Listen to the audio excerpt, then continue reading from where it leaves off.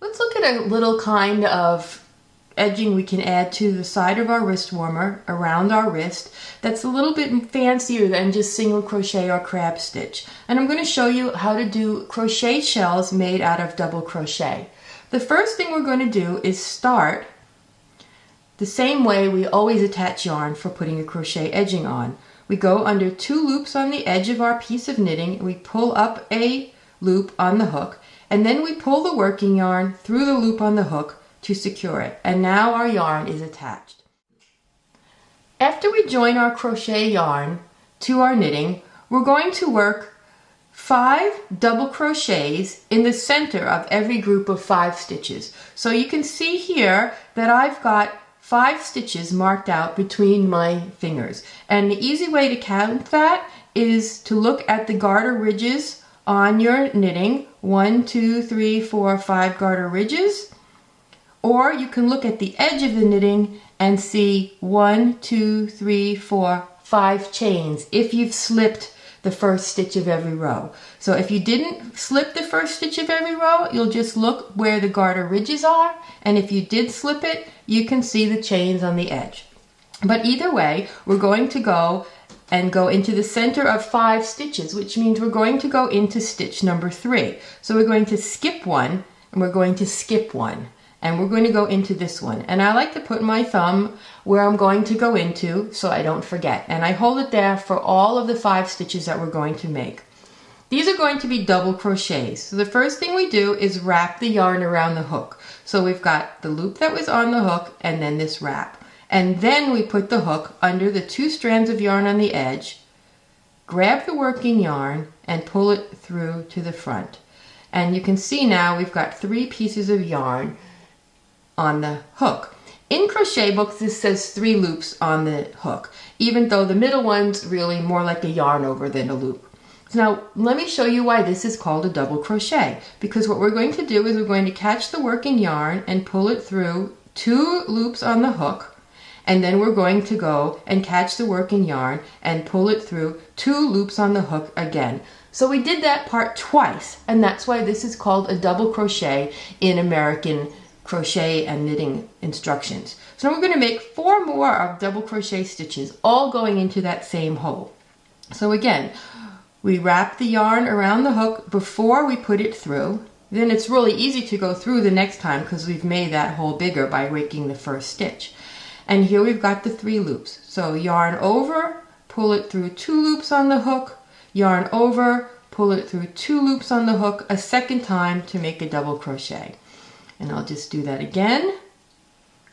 This is my 3rd double crochet.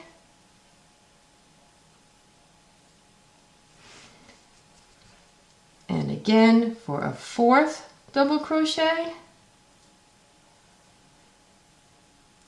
And then I'm going to do 1/5 one. And just a reminder here, we put the yarn over the hook and then insert it into the stitch, pull the yarn to the front, then yarn over, pull it through 2 loops on the hook, yarn over, and that's called a yarn over in crochet, even though it's a little different than what we do in knitting. You might think of it more about yarn around the hook or just grabbing the working yarn, pull it through 2. And can you see how we've made a little shell there? So that was after skipping 2 stitches, we did 5 stitches in the middle one, and then we're going to skip 2 more. Then we're going to come to that stitch after 2 more, and we're just going to fasten down the side of the shell with a single crochet. And we just pull the yarn through from back to front, and then we go yarn over and through the 2 loops on the hook once, which is what makes it a single crochet. And can you see that nice little fan shape that we got there for the edge piece? And again, you can do this in the same color or a contrasting color for the decorative effect that you want. Now I'm going to work all the way around the piece with these shells and show you how to finish up at the end. So here I've come around the whole top of my wrist warmer, working those crochet shells in each group of stitches. And when I get to the end, I never count how many garter ridges I have or how many shells are going to fit on my piece as I go around. I just fudge at the end to make it look centered. So here I've come and I've finished the shell, but I need to do that little single crochet to join it. And then I want to work one more shell in this hole. And I don't quite have the right number of stitches to do that, so I'm just going to fudge. So instead of skipping 2 to join, I'm just going to skip 1 and join this with the single crochet. So we just go into those 2 strands after the 1 stitch this time, because I'm fudging and just going to make it fit. And then we pull the yarn through both strands. So you can see I fastened down the other side of that shell. And now I have to figure out where to make one last shell in the center here. And I'm going to do it right here. I'm going to skip 1 again, and I'm going to do it right before my seam, because I started right after my seam, and then I'll join that. So I'm going to put the yarn around my hook and go into this stitch, just skipping 1 to make that last shell. Pull the yarn through and work a double crochet. And again, we're working 5 double crochets for each shell. 2. One thing to be careful of when you work with crochet is not to split your yarn. Sometimes it's very easy to catch only one strand of the yarn or a couple of strands of the yarn as you make the stitch.